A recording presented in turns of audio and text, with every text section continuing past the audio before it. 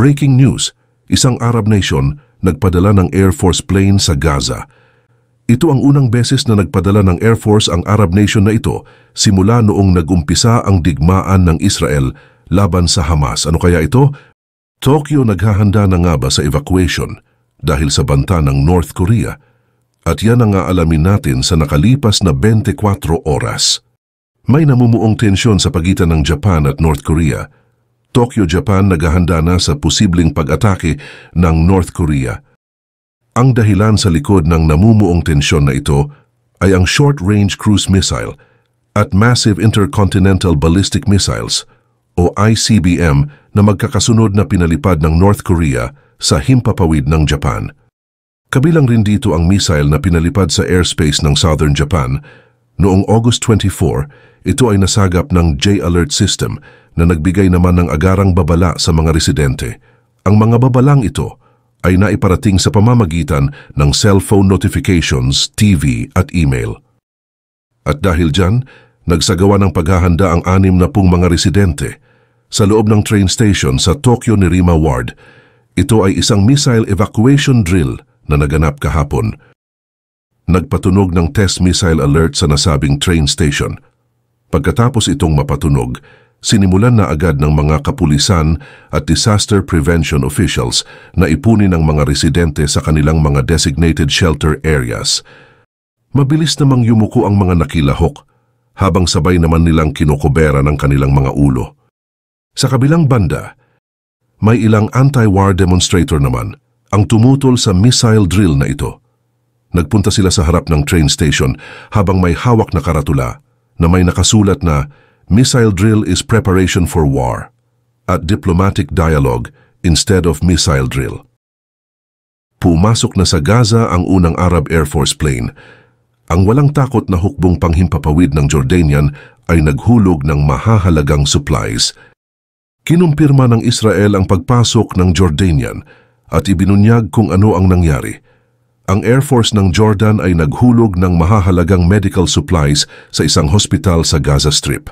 Umaga ng Lunes, isang anunsyo ang binitawan ng pinuno ng Jordan na si King Abdullah II. Pahayag niya sa kanyang post sa X o dating Twitter. Ang aming walang takot na Air Force ay naghulog ng agarang tulong medikal noong hating gabi sa isang field ng ospital sa Gaza. Ito ang ating tungkulin na tulungan ang ating mga kapatid na nasugatan sa digmaan na nagaganap sa Gaza.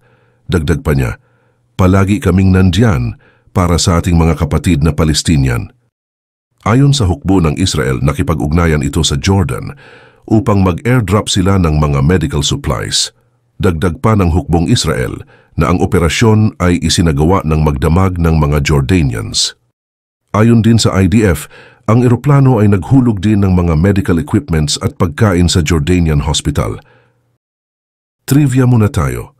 Alam niyo ba kung saan nagmula ang Muslim religion? Pakinggan natin ang buong kwento ng ating mga kapatid na Muslim. Noon pa man, malaki na ang hidwaan sa pagitan ng mga relihiyon, lalo na ang mga Kristiyano at mga Muslim. Laging pinagtatalunan kung ano ba talaga ang totoong relihiyon na dapat sundin, kung alin ang mas maraming miyembro at alin ang mas matuwid. Pero ang hidwaan na ito, nagsimula sa ama ng mga ninuno ng dalawang relihiyon, at ito ay si Abram. Alamin natin kung ano bang nangyari noon. Si Abram ay labis na kinalugdan ng Panginoon, kaya siya ay pinagpala na magkaroon ng isang malaking salinlahi at pinagkalooban na pumunta sa pinagpalang bansa. Magiging sikat ang pangalan ni Abram, at sa pamamagitan niya marami ang pagpapalain. Ngunit ang lahat ng gagawa ng masama sa kanya ay susumpain. Sinunod ni Abram ang bilin sa kanya ng Panginoon. Hinalintulad ng Panginoon sa mga buhangin o alikabok ang dami ng magiging lahi ni Abram dahil sa hindi mabilang na katangian nito.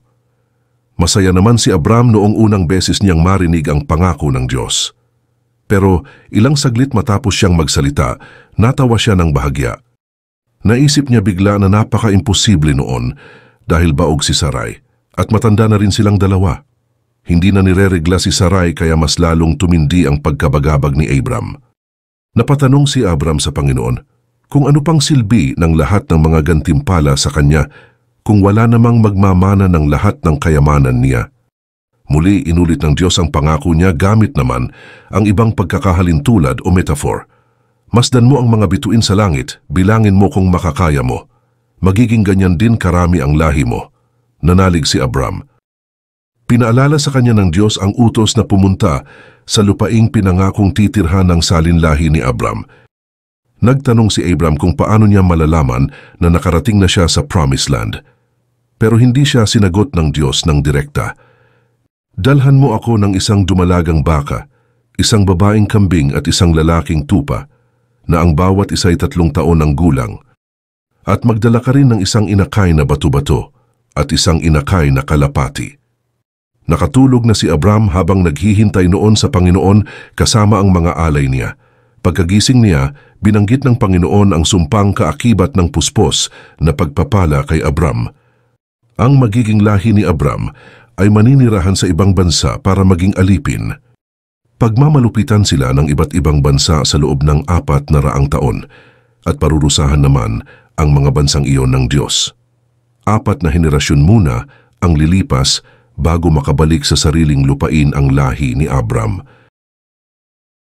Si Abram naman ay mabubuhay sa mahabang panahon at mamamatay ng mapayapa at walang sakit. Tanging katandaan ang magiging rason ng kamatayan niya. Naniwala si Abram at nanalig sa Panginoon, pero si Sarai ay gumawa ng sarili niyang desisyon. Binigay ni Sarai ang alipin niyang si Hagar kay Abram para gawing instrumento sa pagkakaroon ng anak. Siya mismo ang nagsabing sumiping si Abram kay Hagar, kaya sumunod si Abram. Hindi rin nagtagal nang mabuntis niya si Hagar. Pero ang kasunduan nila, ang ipagbubuntis ni Hagar ay ituturing na anak ni Sarai. Kaso lang nang mabuntis si Hagar, doon lang lumabas ang ugali niyang hindi pala magugustuhan ni Sarai. Minaliit niya ng husto si Sarai, samantalang alipin lamang siya nito noon. Nagalit si Sarai at sinisi si Abram, sinabihan niya si Abram na sawayin si Hagar. Sumagot si Abram sa kanya, "Kung ganoon, ibabalik ko siya sa iyo bilang alipin mo at bahala ka kung ano ang gusto mong gawin sa kanya." Simula noon, hindi na naging maganda ang pakikitungo niya kay Hagar, higit pa sa isang alipin ang dinanas ni Hagar. Si Hagar na lang ang sumuko at lumayas. Mas emosyonal siya noong mga panahon na ito dahil buntis siya. Pero hindi siya hinayaan ng anghel ng Panginoon na tuluyang lumayas. Pinabalik siya ng anghel sa bahay ni Sarai at inutusang magpakumbaba. Muling nagsalita ang anghel, "Buntis ka na at hindi magtatagal ay magkakaanak ka ng lalaki. Pangangalanan mo siyang Ishmael dahil pinakinggan ng Panginoon ang pagtawag mo sa kanya dahil sa iyong pagtitiis. Pero ang anak mo ay mabubuhay, na katulad ng isang asnong gubat. Kakalabanin niya ang lahat at ang lahat ay lalaban sa kanya. Kahit ang mga kamag-anak niya ay lalaban sa kanya." Hindi makapaniwala si Hagar sa pagpapala ng Panginoon sa anak niya. Walang pag-aalinlangan siyang sumunod at bumalik kay Sarai hanggang ipanganak niya si Ishmael. 86 years old na si Abram noon. Sa edad na 99, si Abram ay dinalaw ulit ng Panginoon. At mula sa Abram ay bininyagan siya sa pangalang Abraham. At si Sarai ay magiging Sara dahil sila ang magiging ama't ina ng maraming bansa. Pararamihin ng Panginoon ang lahi ni Abraham. Ang ilan sa kanila ay magiging hari, may mga magtatayo ng bansa, at ang kasunduan nila ng Panginoon ang mananatiling nakataas makalipas ang ilang henerasyong pagmumulan ni Abraham. Bilang tanda ng kasunduan nila, inutusan si Abraham na kailangan niyang tuliin ang lahat ng lalaki. Sa mga susunod namang lalaki na isisilang pa lang, 8 araw matapos ipanganak, kailangan na silang tuliin. Sa sobrang saya at galak ni Abraham, nagpatira pa siya kaya lang bigla na naman siyang natawa nang ma-realize niya ang katandaan nilang dalawang mag-asawa. Napatanong si Abraham, "Magkakaanak pa ba ako na nasa 100 taong gulang na? At si Sarah mabubuntis pa kaya siya kahit na nasa 90 gulang na? Kung ganoon po ang mangyayari, naway pagpalain niyo rin po ang anak kong si Ishmael." Sobrang minahal na rin ni Abraham si Ishmael, kaya minsan na rin siyang napatanong sa Diyos kung bakit kailangan pang bigyan siya ng isa pang anak na lalaki na magmamana ng lahat ng mga ari-arian niya at ng pagpapalang ibibigay sa kanya ng Diyos, nandiyan naman na ang anak niyang si Ishmael. Sinabi ng Panginoon na magkakaanak siya kay Sarah na lalaki at pangangalanan niyang Isaac.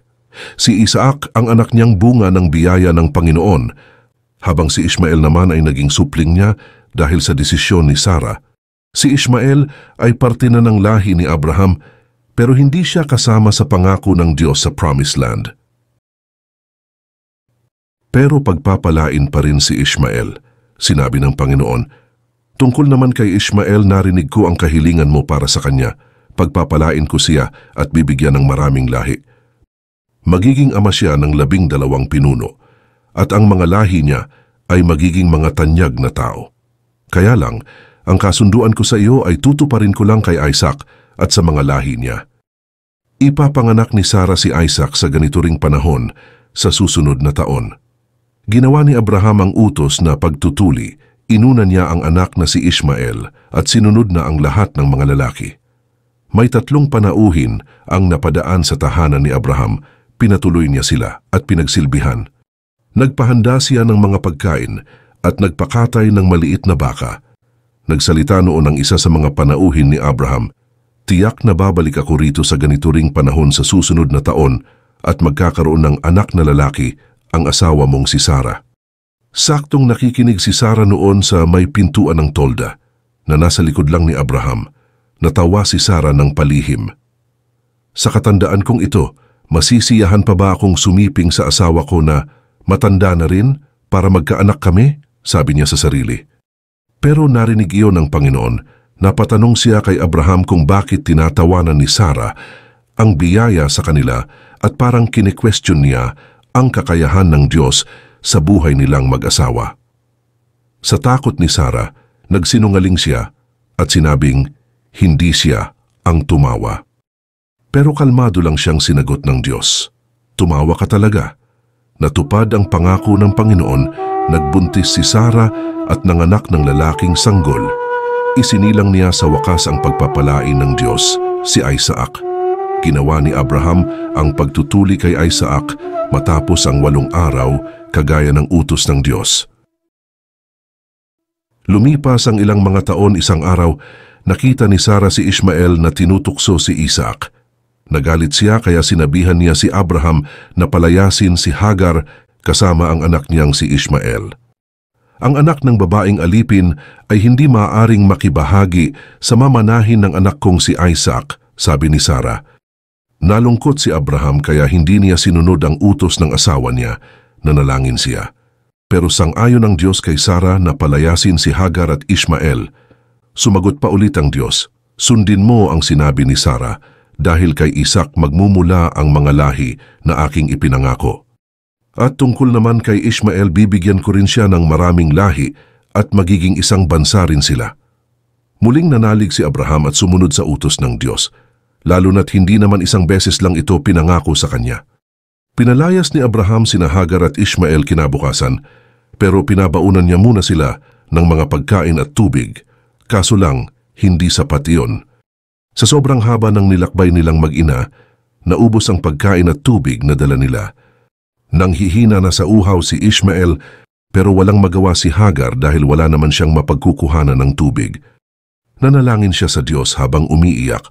Hindi niya matitiis na pagmasdan ang kamatayan ng anak niya. Nagpakita ang anghel ng Diyos kay Hagar at sinabi ang pangakong pagpapala kay Ishmael. Hindi kasi sinabi ni Abraham sa kanya, kaya hindi niya alam na may gantimpala pa rin si Ishmael.